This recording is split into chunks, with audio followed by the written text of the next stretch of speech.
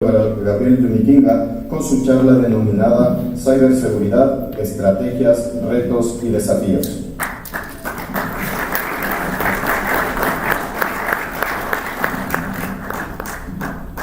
Buenas tardes con todos. Antes que nada, antes de empezar la charla, hacer un agradecimiento muy especial a la Universidad de las Américas por fomentar estos espacios en los cuales podemos empezar a hablar de temas de ciberseguridad. Hace aproximadamente un mes y medio, hicimos acá nuestro lanzamiento como Asociación Ecuatoriana de Ciberseguridad. La UDLA fue la que nos facilitó las instalaciones y a partir de ahí hemos empezado una relación de cooperación entre la sociedad civil y la academia. Un poco para ponerles en contexto quiénes somos, qué hacemos, de dónde aparecimos, ¿sí? Somos una asociación sin fines de lucro, ¿okay? Que nos conformamos hace aproximadamente un año en acciones de hecho. 28 profesionales del tema de ciberseguridad en el país, conversando un día en un medio como este, empezamos a ver cómo el país empezaba a implementar estrategias, proyectos, políticas, cómo la empresa privada también empezó a hacer proyectos, pero nos hicimos una sola pregunta: ¿cómo se están articulando para fortalecer la ciberseguridad en el país? Y no tuvimos respuesta, ¿sí? Entre las personas que estábamos ahí no tuvimos respuesta de aquello. Entonces empezamos a trabajar en el tema. Nacimos como una iniciativa ciudadana, ¿sí? Y luego nos formalizamos. Hace 2 meses acabamos de obtener la personería jurídica como una organización de la sociedad civil sin fines de lucro, con el único objetivo de fortalecer a la ciberseguridad del país en el Ecuador. Estamos conformados, como les repito, como les decía, por 28 miembros a nivel nacional. Tenemos representación en Guayaquil, en Cuenca y aquí en Quito. Y acabamos también de incluir a gente del Oriente Ecuatoriano. Nos falta solo Galápagos. Bien, vamos a hablar un poco del tema de estrategias, cuáles son los retos y los desafíos que nosotros vemos desde la sociedad civil, cuál es la oportunidad de la academia en este sector, ¿sí? Y para ello les he preparado un poco el tema de la situación actual, definiciones. Les voy a presentar lo que para nosotros debería ser Estrategia Nacional de Ciberseguridad, ¿okay? Y los desafíos. Y en los desafíos al final les voy a presentar y les voy a comprometer a que un proyecto que ya se lance el 8 de diciembre de este año participen de manera activa desde la academia. Y un poco espero que también pueda solventar este proyecto un poco las preocupaciones que mencionaba el señor que está en representación de una unidad educativa, ¿sí? Bien. En el año 2007, el 35% de los ecuatorianos hicieron ya compras electrónicas en comercios locales. Viene diciembre, ¿ok? Y vamos a ver cómo esa cifra se incrementa. Esta es una cifra que lo estableció NIC.es. NIC.es es quien nos facilita los dominios para el Ecuador, ¿okay?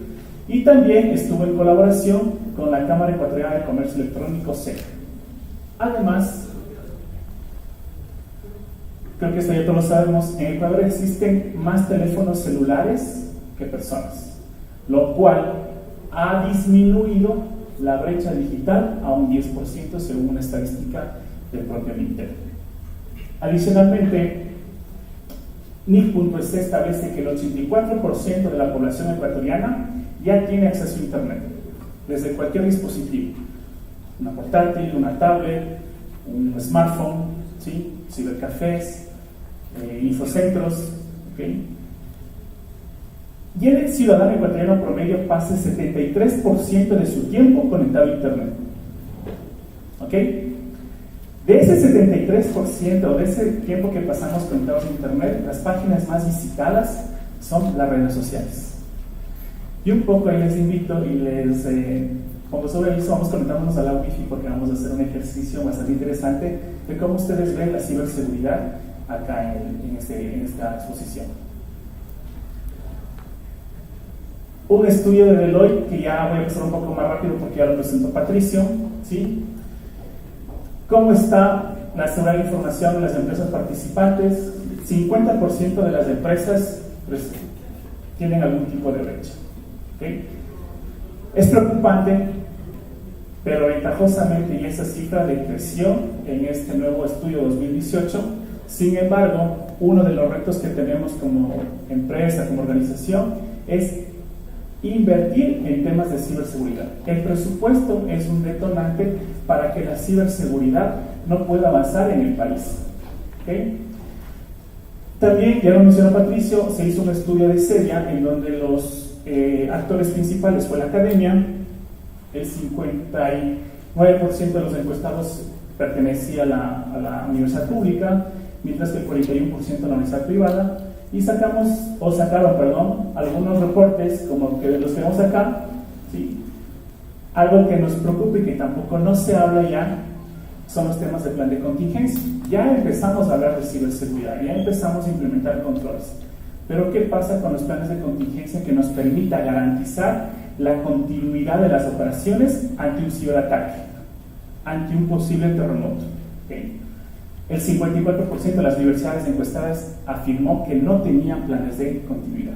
Es decir, si hay un evento grave en la universidad, simplemente la academia se para y no hay quien lo pueda recuperar en el plazo inmediato.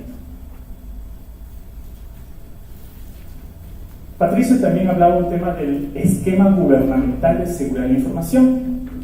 En el 2013-2014 se estableció o salió un acuerdo ministerial, el acuerdo 166, el que disponía que las instituciones de la Administración Pública Central implementen controles de seguridad informática basados en la 27002. ¿Okay?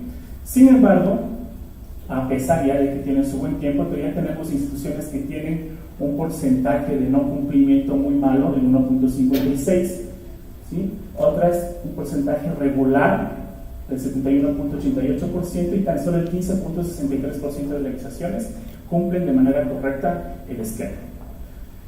Ahí nos surgía otra pregunta como asociación. ¿Qué pasa si ese 1.56% corresponde a entidades que manejan datos importantes de nosotros los ciudadanos? Ayer se dio un evento por la Agencia de Aseguramiento de la Calidad de Servicios de Salud. Fuimos como invitados en la parte de los asistentes y un doctor muy espontáneamente presentaba un sistema médico que se aplica en el Oriente Ecuatoriano. Con mucha sorpresa nos llevamos el tipo de controles que ese tipo de sistemas tienen. Se publica la información a través de un servidor web no parchado, ¿sí? No se implementan certificados digitales. ¿Y qué información está ahí? Toda la historia clínica de los pacientes de todo el Oriente Ecuatoriano. ¿Sí? Entonces es preocupante porque si bien es cierto, se empieza a hablar de innovación, de transformación digital, que es un hecho que ahora estamos viviendo, a veces nos olvidamos del tema de seguridad. Y no puede haber innovación si no existe seguridad. ¿Sí? No puede haber, no podríamos hablar de innovación si no existe seguridad digital. ¿Qué pasa en el Ecuador o qué ha pasado en los últimos años en Ecuador? Incidentes preocupantes, ¿sí? Temas de pornografía infantil, redes de pornografía infantil en los cuales ecuatorianos prestan sus servidores para alojar este tipo de información. ¿Ok? Algo penoso, pero es real. ¿Quién recuerda este famoso incidente del alcalde de Riobamba que prestó su contraseña del famoso sistema EasyJet para que su asistente haga los trámites y ejecute las partidas presupuestarias asignadas al municipio? La asistente se desvió más de $4 millones de sus cuentas personales. ¿Sí? ¿Qué pasó? Fue allí un examen especial de la Contraloría General del Estado, fueron presos, pero ¿quién nos garantiza que no sucede lo mismo? ¿Se acuerdan cuando el IES empezó a automatizar los préstamos hipotecarios? Y si no sé si recuerdan que cuando uno pasaba por la 10 de agosto por la caja del seguro, la famosa caja del seguro, los adultos mayores que salían con su papelito de usuario y contraseña iban a los cibercafés de al lado a que les asesoren los dueños de los cibercafés. Entonces ellos entregaban su credencial, usuario y contraseña, y la gente de los cibercafés vio la oportunidad de hacerse préstamos quiroafayos a su nombre. ¿Sí? Entonces los jubilados llegaban a fin de mes y se sorprendían por los descuentos que había de sus pensiones. Fue un tema que también se dio. No sé si se acuerdan de Paul Coyote, allá en el 2015, 2016. Cuando se dio el dato seguro, se afirmó que Paul Coyote suplantó la identidad del entonces presidente del Ecuador, y fue todo un escándalo a nivel de vulnerabilidad del sistema. Y también tenemos los famosos phishing, que hasta en la actualidad se vuelven más sofisticados, ¿sí? Ahora el phishing ya nos llega personalizado, de acuerdo a la información que nosotros consumimos en el internet. Pasó hace muy poco, hackers obtuvieron 3 millones de dinero por licencias falsificadas en ANT. Justo en el febrero de noviembre, Etapa sufrió caída de sus access point a nivel de usuario final, ¿sí? Y pasó hoy día. Acaba de pasar hoy día, Marriott, la cadena de hoteles Marriott, anunció que se filtraron datos de más de 500 millones de usuarios, ¿sí?, por una vulnerabilidad en su base de datos. Lo anunciaron hoy día y reconocieron que la brecha se dio entre el 8 y el 10 de septiembre del 2018. ¿Okay? ¿Qué tenemos? Acabamos de pasar también el tema de los bancos en Chile. No sé si recuerdan, Ecuador ya consta ahí con una institución bancaria que sufrió un ataque informático, ¿sí? ¿Qué está pasando en el país? No somos ajenos al tema. Y aquí lo importante es que nosotros empecemos a colaborar desde todos los sectores. Muchas veces las organizaciones privadas se guardan un poco la información por ese celo y ese miedo al tema reputacional. ¿Sí? Me atacaron, pero yo no lo digo porque eso me representa un tema muy oneroso en cuanto a imagen. Pero es importante que entre bancos, entre academia, ¿sí?, entre los sectores específicos, empecemos a compartir información. ¿Con qué finalidad? Con la finalidad de saber la experiencia de otros, ¿sí? Con la finalidad de no repetir los mismos errores que ya le pasó a un colega. Es más o menos cuando nos roban en el mundo físico. ¿Qué uno le dice al colega? Mira, me robaron en tal sector determinado, no vayas por ahí, ¿sí? Porque por ahí está peligroso. Lo mismo tenemos que empezar a generar en el tema digital. ¿Por qué los bancos no empezamos o no se empiezan a colaborar y dicen, mira, tuve un ataque, ¿sí?, y el ataque tiene las siguientes características, tiene este origen, ¿sí? No pasa. Estamos en esa lucha de hacer conciencia en la sociedad, en la empresa privada, en la empresa pública, pero lamentablemente todavía no sucede. Una estadística bastante preocupante: el cibercrimen cuesta al mundo hasta 575 millones al año, lo que ya representa el 0.5 del PIB global. Se dice que el cibercrimen, según este estudio realizado por la OEA, ya genera la mayor fuente de ingresos después del narcotráfico. ¿Sí? Es preocupante. ¿Qué tenemos en la actualidad? Y bueno, aquí es importante también ver la oportunidad que tienen ustedes como carreras. Según un último estudio de Forbes, al 2021 se van a necesitar 2 millones de plazas de trabajo en tema de ciberseguridad. No se cubren todas las plazas de trabajo de temas de ciberseguridad por una sola razón: no hay personal calificado y especializado. ¿Okay? Nosotros como asociación estamos trabajando en concienciar a las autoridades, al que toma decisiones, al que hace política pública con una sola finalidad. Por ejemplo, en el Ministerio de Educación estamos tratando ya con un proyecto para indicarles que por favor primero no quiten las horas de computación de los colegios, ¿sí? Ya computación, no sé por qué lo quitaron como materia. Ya no hay computación en los colegios. Y ahora estamos luchando para que, ingresemos con temas de ciberseguridad para niños. Empecemos a hablar de ciberseguridad desde la educación inicial. Alguien decía, pero ¿por qué la educación solo superior? Es verdad, tenemos que empezar desde abajo, ¿sí? Desde abajo de los niños, de la educación más básica, e ir subiendo, ¿sí? E ir subiendo. ¿Por qué no empezar a hablar de programas de pregrado específicos de ciberseguridad? ¿Sí? ¿Por qué no empezar a hablar de programas de pregrado de ingeniería de software, ¿sí? Pero enfocados al desarrollo seguro. De hecho, hace una semana nos acaba de llegar un requerimiento que les demos 10 perfiles de desarrolladores que manejen metodologías para asegurar código. Encontramos 3.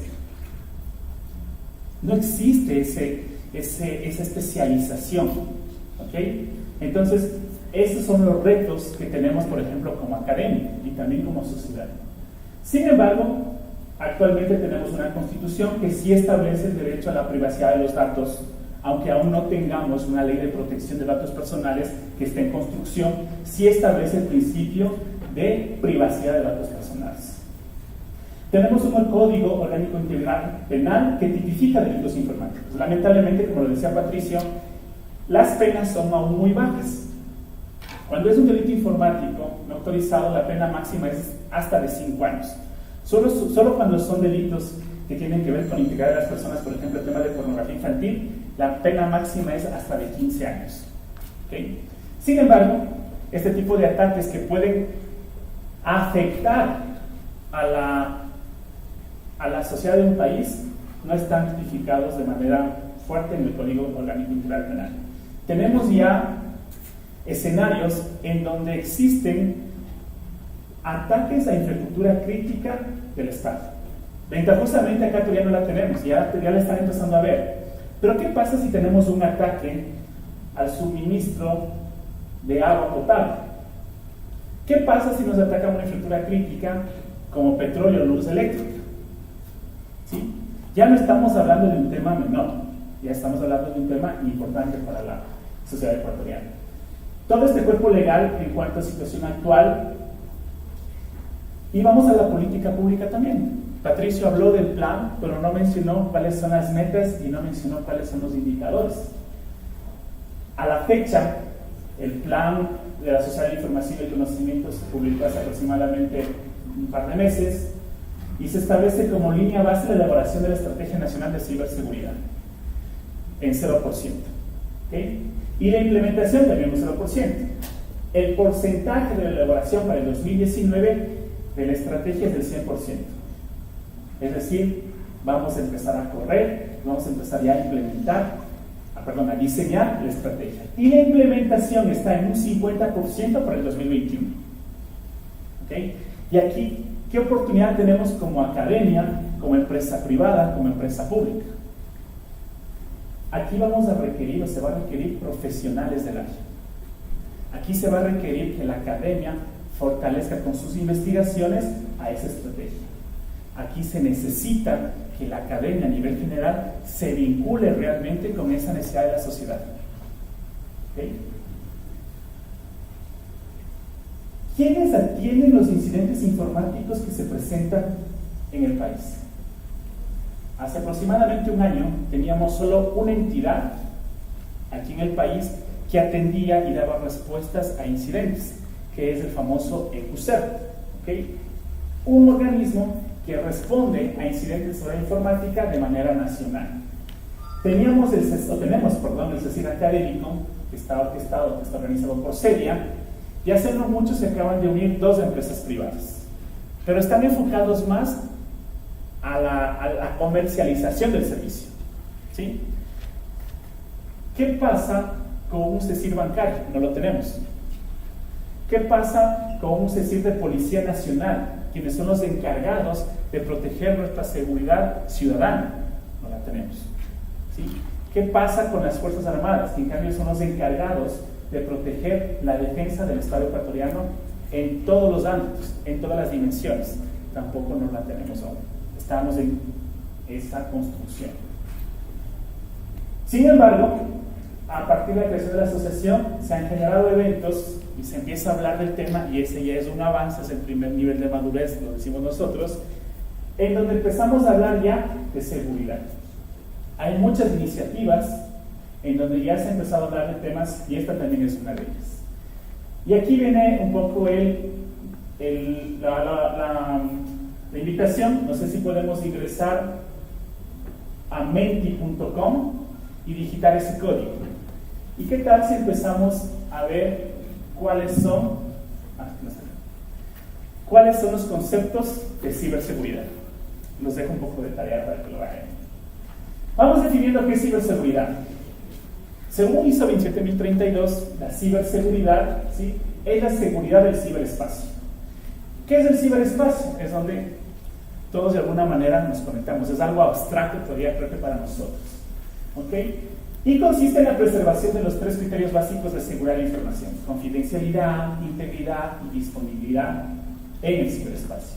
Sin embargo, la Unión Internacional de Telecomunicaciones establece una definición un poquito más elaborada y habla de un conjunto de herramientas, políticas, conceptos de seguridad, salvaguardas de seguridad, directrices, métodos de gestión de riesgos, acciones, formación, prácticas idóneas, seguros y tecnologías que pueden utilizarse para proteger los activos de la organización y los usuarios en el ciberespacio. Es más global, ¿sí? En este enfoque está orientado la política pública del Ministerio de Telecomunicaciones, que nos acabó de hablar Patricia. ¿Cómo nosotros vemos que debería estar construida la estrategia? Primero hemos definido actores. Entonces tenemos el gobierno, tenemos a la sociedad, tenemos al sector privado, y aunque no les guste a algunos entes públicos, tenemos la academia. Y les cuento una experiencia antes de avanzar. En la actualidad se está construyendo la Ley Orgánica de Seguridad Integral del Estado, la cual va a sustituir a la Ley de Seguridad Pública que se encuentra actualmente vigente. Por ahí, en algún momento, no sé si los asesores o los señores asambleístas vieron que se les estaba quedando un subsistema fuera de la ley. Y dijeron, ¿y qué pasa con la seguridad digital? Ah, sí, ponle. Y lo pusieron en último momento. Llega el primer borrador a ser socializado a la sociedad civil y empezamos a ver que están excluidos actores como la Policía Nacional, que están excluidos actores como el Ministerio de Telecomunicaciones, y adivinen quién también está excluido: la academia. Cuando la academia es quien va a dar esa fuerza laboral para poder cumplir toda la política pública de ciberseguridad. ¿De dónde va a salir el especialista? ¿De dónde va a salir el operador de tecnología, el administrador de base de datos? Sale de la academia, ¿sí? Eso no lo ve la ley, lo excluye. Nosotros creemos que este entorno y este ecosistema se basa así en las leyes internacionales. Ecuador es uno de los pocos países en Sudamérica que, por ejemplo, no está adscrito al Acuerdo de Budapest para el combate del cibercrimen, el crimen digital. Lo tiene Colombia, lo tiene Perú, lo acaba de suscribir Chile, pero Ecuador no lo tiene. ¿Sí? Tenemos el Código Orgánico Integral Penal, como ya hemos hablado, y tenemos una ley pendiente pero muy importante, que es la Ley de Protección de Datos Personales, que está enfocado al Reglamento General de Datos Personales Europeo. ¿Cómo nosotros vemos el ecosistema? La interacción y la cooperación entre todos estos organismos con la finalidad de establecer políticas públicas, hablemos de seguridad de la información, que enmarca a todo este tema de ciberseguridad, seguridad electrónica, seguridad física incluso, ¿sí? Recordemos que la información no solo está en el medio digital, ¿okay? Y obviamente ciberseguridad también, a partir de la cual se tiene que establecer o ya empezar a delinear políticas públicas de ciberseguridad, política pública de ciberdefensa, ¿sí? Política pública de seguridad digital para los ciudadanos, la ciudadanía, y toda la política pública general que se pueda generar. Y algo importante que no lo ve tampoco el tomador de decisiones, no lo ve el gobierno aún, menos mal ya lo ve el MINTEC, ¿sí? Pero aún somos pocos. Gestión de riesgos. Yo no puedo excluir, o no puedo, definir una política, una estrategia nacional de ciberseguridad si no tengo claro cuáles son mis principales amenazas y vulnerabilidades. Yo tengo que enfocar la implementación o la asignación de esos recursos a través de ¿qué? De una adecuada gestión de riesgos de seguridad de información. Si hablo del ciberespacio, gestión de riesgos de ciberseguridad, los ciberriesgos. Sobre la base de los resultados de ese análisis, establezco cuál es el nivel de exposición a nivel país, a nivel empresarial, ¿sí? Y defino los planes y las estrategias para atacar los riesgos más altos. en este tipo de estrategias no es posible empezar a implementar todo de una sola vez. Tenemos que seguir una línea base, tenemos que seguir o empezar a atacar lo más prioritario, lo más importante y trabajar por fases. Sin embargo, ese es un enfoque que todavía no se lo tiene a nivel gobierno. Se lo está empezando recién a tener. ¿Cómo vemos nosotros la Estrategia Nacional de Ciberseguridad? Primero se tiene que identificar y verificar el entorno, comprender el contexto de cuál es la realidad de la ciberseguridad en el país, establecer la visión hacia dónde queremos como país llegar en el tema de ciberseguridad.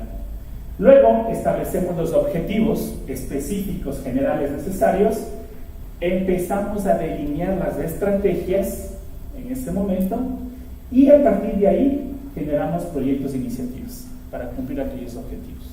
Así nosotros vemos el tema de Estrategia Nacional de Ciberseguridad. ¿Y cómo se debería construir? En la mañana estuvimos en la presentación de los resultados de la encuesta de Deloitte y es necesario hacer un gap análisis a nivel país, un análisis de brecha y decir, ok, ¿hacia dónde queremos llegar? ¿Cuál es nuestro real estado de la ciberseguridad? Y luego ya empezar a definir la estrategia de construcción e implementación.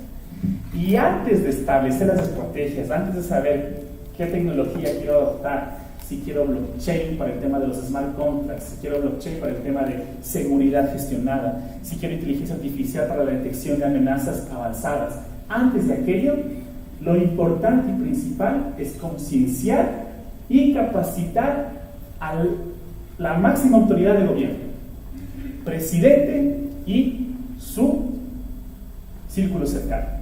Que ellos tengan la conciencia de la importancia de este tipo de políticas, proyectos, estrategia a nivel nacional. ¿Okay? Si ustedes ven las experiencias de países cercanos, México, Chile, Colombia, Perú, son los presidentes los que anuncian las estrategias. Acá entendemos de muy buena manera el tema del Intel, ¿sí? Pero nosotros consideramos que esto tiene que escalar de nivel y empoderarse ya a nivel de ejecutivo. El nivel ejecutivo tiene que empoderarse de esto.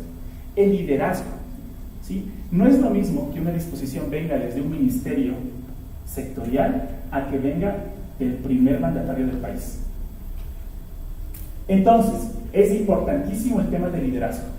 Identificar esos actores críticos, esos actores que pueden sí dar un paso más en el tema de ciberseguridad. El tema de asambleístas, por ejemplo, que puedan apoyar una ley de ciberseguridad. No solo una ley de seguridad integral, sino una ley específica de ciberseguridad. Es necesario que el Estado conforme un comité de expertos intersectorial en donde esté participando, donde participe por lo menos sector público, sector privado, academia y agentes internacionales. La ciberseguridad es transnacional, es transfronteriza. De hecho, muchos de los ataques que Ecuador sufre no vienen de aquí del país, vienen de Rusia, vienen de China, Corea del Norte, ¿sí? Entonces, si nosotros no tenemos acuerdos de cooperación internacional, mal podemos también tener el éxito que deseamos en este tipo de estrategias. Identificar las partes interesadas, los famosos stakeholders. ¿Quiénes son? ¿Cómo ellos van a participar en la construcción de la estrategia? Empezar a comunicar, ¿sí? Empezar a hablar un mismo idioma. Que un académico, que un profesional, que un ministro sepa y tenga bien claro qué es ciberseguridad, qué es seguridad de información, qué es seguridad informática, qué es activo digital, ¿sí? Empezar a hablar un mismo idioma. Ese es el reto en el tema de comunicación. Entrenamiento. ¿Cómo vamos a formar a esos profesionales para que apalanquen el cumplimiento de la estrategia? Porque nosotros podemos tener una estrategia muy bien elaborada, pero ¿qué pasa si no tengo la mano de obra que me pueda permitir implementar esa estrategia? Y obviamente el alineamiento de la fuerza de trabajo, diseñar e implementar ajustes a la estructura organizativa del Estado, de las funciones ejecutivas, legislativas, de todas las funciones del Estado, del tema de la empresa privada, de la empresa pública, de la academia. Y como les decía, importantísimo basar la estrategia en un análisis de gestión de riesgos. Para lo cual, primero, selección de prioridades, qué es lo más importante para el Estado, ¿okay? Tal vez se nos ocurren infraestructuras críticas, agua, luz, servicios básicos, telecomunicaciones. Evaluar la criticidad, qué tan críticos son mis sistemas de tecnologías de la información y comunicaciones, qué tan expuestos están, cómo estoy a nivel de riesgo, qué amenazas tengo a esos activos. Luego identifico cuáles son esas vulnerabilidades que pueden ser aprovechadas por esas amenazas y ya empiezo a ver escenarios de riesgo. ¿Sí? Defino escenarios de riesgo, los evalúo y recién luego de que cumplo este ciclo empiezo a definir un plan de mitigación, un plan de tratamiento para gestionar el ciberriesgo a nivel nacional. ¿Okay? Aplicar el proceso, cómo puedo usar lo que aprendí. Eso se vuelve el famoso ciclo de Levi, mejora continua. ¿Okay? ¿Cuál es la propuesta de la Estrategia Nacional de la Asociación? Tener un buen marco jurídico, un fuerte marco jurídico, conseguir la cooperación internacional, OEA, ITU, INCIBE en España. Bueno, acá tenemos COICA también de Corea, ¿sí? Que también trabaja en estos temas.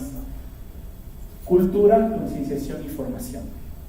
Importantísimo. Si nosotros no podemos, si no entendemos a dónde queremos llegar, no vamos a lograr cumplir con la estrategia.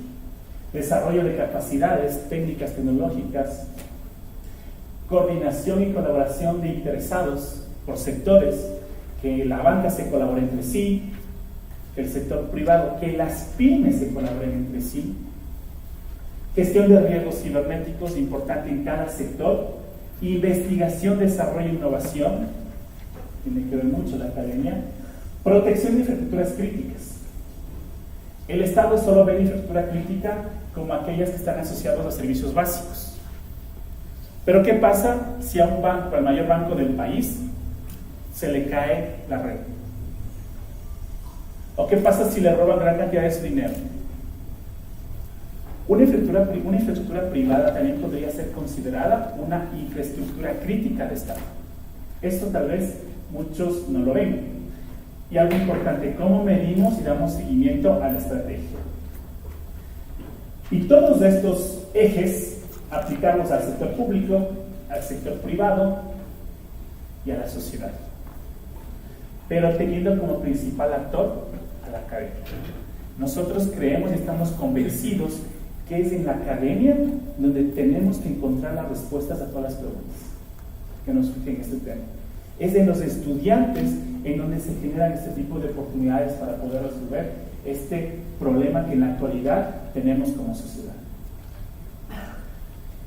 Nosotros propusimos también como tema o como parte del sistema de seguridad integral, este es lo que entregamos a la Asamblea a través de la Comisión de Seguridad Fronteriza, en donde nosotros vemos subsistemas. Tenemos todo un sistema de seguridad integral que está regido por el señor presidente, luego viene por el tema del Consejo de Seguridad Integral del Estado y está a cargo la Secretaría de Seguridad Nacional del Estado, y nosotros vemos tres niveles básicamente: el nivel asesor, el nivel ejecutor y el nivel de apoyo.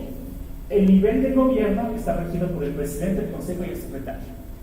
¿Sí? Esto ya es como debería estar organizado en temas de estructura funcional para que se aplique la estrategia. Y a nivel de ejecutor vemos temas de subsistemas como el subsistema de defensa nacional, el subsistema de seguridad pública y ciudadana, el subsistema de gestión de riesgos y el subsistema de telecomunicaciones y social de información.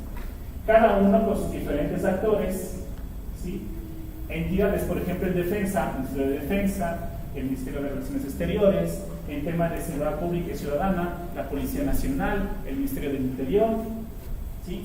En temas de gestión de riesgos, hace poco le querían desaparecer a la subsecretaría, ahora ya la Secretaría de Gestión Nacional de Riesgos. ¿Sí? Es importante que ellos sean parte del sistema. Un subsistema de telecomunicaciones y social de información liderado por ¿quién? Por el MINTER. ¿Okay? Tener componentes ya como apoyo de planificación, de cooperación internacional y nuevamente de ustedes, la academia. Y claro, ver el tema de seguridad digital y seguridad cibernética como un eje transversal a todos sus actores. Esa es nuestra propuesta, o esa fue nuestra propuesta ya presentada a la Asamblea. Vamos cerrando y vamos hablando de desafíos. ¿Cuáles son los desafíos para el gobierno? Empezar ya lo que ha hecho el ministerio, pero empezar a empoderarse en los altos niveles, a nivel ejecutivo, ¿sí? A nivel ya de presidencia del ministerio. Institucionalizar y fortalecer a todos los entes relacionados con la gestión de ciberseguridad en el país. Empezar a articular, empezar a organizarnos. Como sociedad, ¿cuál es el desafío?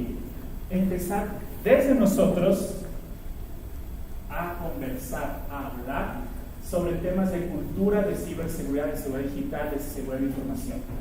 ¿Okay? Ser la primera escuela como sociedad para los niños en este tema de adolescentes y niños seguros del Internet.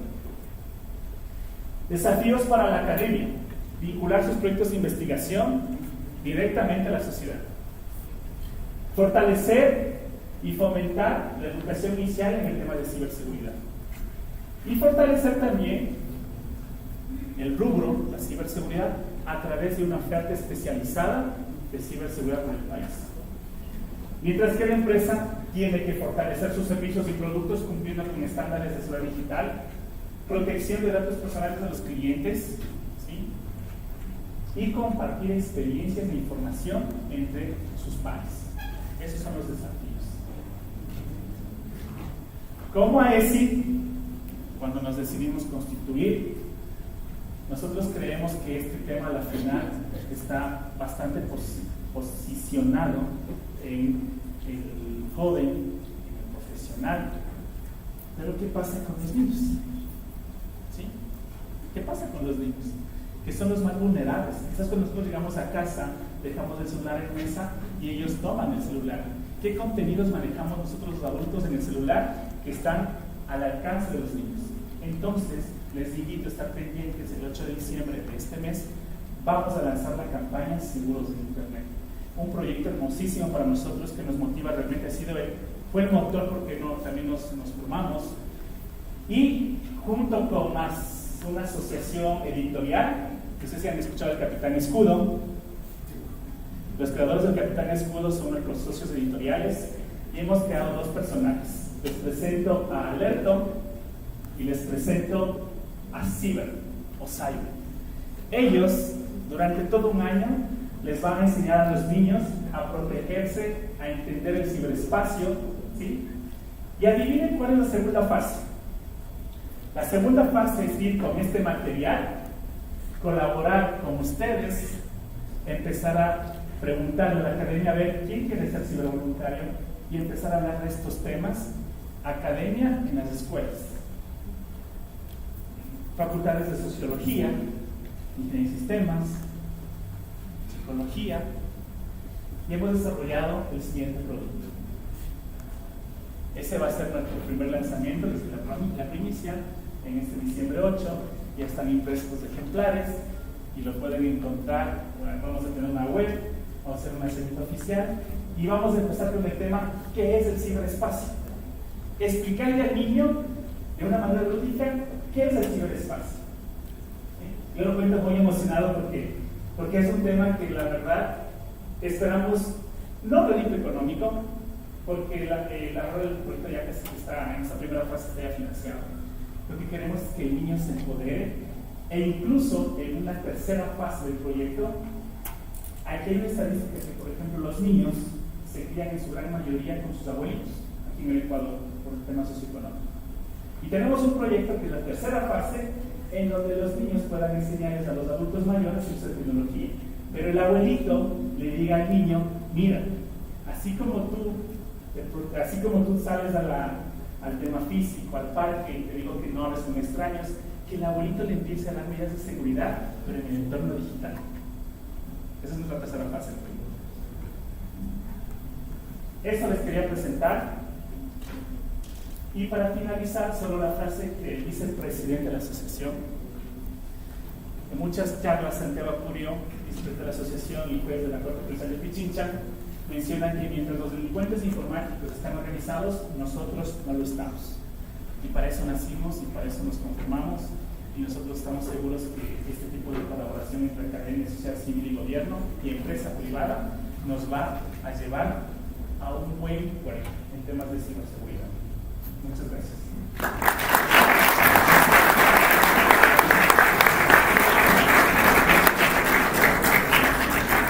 Gracias por su participación al ingeniero Gabriel Vitiga. Si tienen alguna pregunta.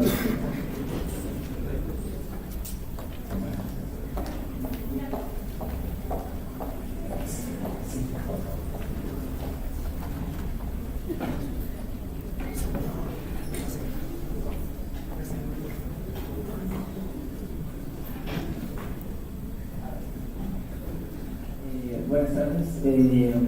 Quisiera preguntar acerca del proyecto de vinculación que hablaba de esto a los niños en las charlas, los personajes. Quisiera saber si es que habría alguna forma de que la Asociación Ecuatoriana de Ciberseguridad valide estas actividades para la vinculación a la comunidad que se tiene que hacer de las universidades, ¿no? Sería algo interesante, sería una forma también de motivar a los estudiantes a que se incorporen en estas actividades. Sí, de hecho, con Ángel estamos en la elaboración de un acuerdo, de un convenio de cooperación, en donde este va a ser uno de los proyectos que nosotros daríamos toda la parte ya de diseño material. Formaríamos a los cibervoluntarios, ¿sí?, de las facultades, y serían ustedes los que van y dan el mensaje en las escuelas y colegios, y eso serviría como horas de vinculación. Pero no lo hagamos porque tengo que cumplir las horas de vinculación, hagámoslo porque realmente es un tema que necesita la sociedad, es un tema que va a aportar mucho a la niñez ecuatoriana. Gracias por la pregunta. No sé si tienen algún título adicional. Como asociación tenemos un espacio para estudiantes. Solo por mencionarles el tema, en el año que viene vamos a hacer un evento solo para hackers, que por cierto hackers es un término que ya la RAE lo reconoce como un experto sobre informática y como un delincuente. Y en marzo, para las damas que les interesa el tema de ciberseguridad, lanzamos el Cyber Security Woman EC, Mujeres en la Ciberseguridad, junto con el MINTEC. ¿Alguien más? ¿Alguna consulta? Muy buenas tardes, ingeniero. Tengo una pequeña pregunta. ¿Ustedes han contemplado alguna alianza estratégica con algunas universidades de afuera? Por ejemplo, hay universidades de la Unión Europea, inclusive en Rusia, que uno de los aspectos fundamentales es la tecnología de información y sobre todo la ciberseguridad. ¿Ustedes han complementado esa parte de alianzas estratégicas para tener este tipo de capacitaciones? Sí, a través de organismos similares a la ESI. De hecho, estamos suscribiendo un acuerdo con Innova en España, que fue junto con el INCIBE los pioneros en temas de contenidos para niños y adolescentes. Y a través de ahí es un caminar. Tenemos, como les digo, 2 meses de constituidos. Aquí ya tenemos algunas universidades en las que estamos trabajando con el convenio. Y sí, la cooperación internacional es vital, y también a través de universidades que tienen incluso redes a nivel internacional. Yo sé que la UDLA tiene una red también de universidades a nivel internacional. Acá hay otras universidades que también manejan su red, por ejemplo, de Chile, en Argentina, y con ellos también estamos estableciendo acuerdos para también nutrirnos de esas experiencias y aportar también. Sí, está contemplado. Gracias por la pregunta. Por acá. Allá atrás.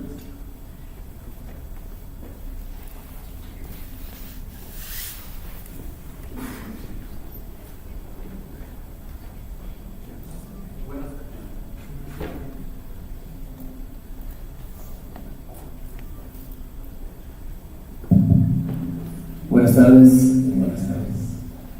Muchas gracias a la UDLA en primer lugar por este evento que considero que es magnífico. Realmente este tema de la ciberseguridad es algo que se está esperando en Latinoamérica. En los países de Europa, en el Lejano Oriente, igual en Norteamérica, ya se habla mucho de esto y están conscientes de la importancia y la problemática que esto conlleva. Celebro que AESI esté tomando ya algunas iniciativas y en primer lugar me gustaría darles a conocer que en el país ya existe la carrera de Tecnología Superior en Ciberseguridad. Somos el primer instituto en el país que estamos dando esta carrera, el Instituto Tecnológico Superior Compulsur. Aquí de hecho hay estudiantes de la carrera, estamos muy interesados todos en la temática y lo que quisiera es que también nos tomen en cuenta, nos tomen en consideración, es una carrera superior, nos tomen en cuenta para todas las iniciativas que tienen. Estoy totalmente de acuerdo con usted en el asunto de que la academia es la que tiene que proporcionar el talento humano para que este tema sea tratado de la mejor manera.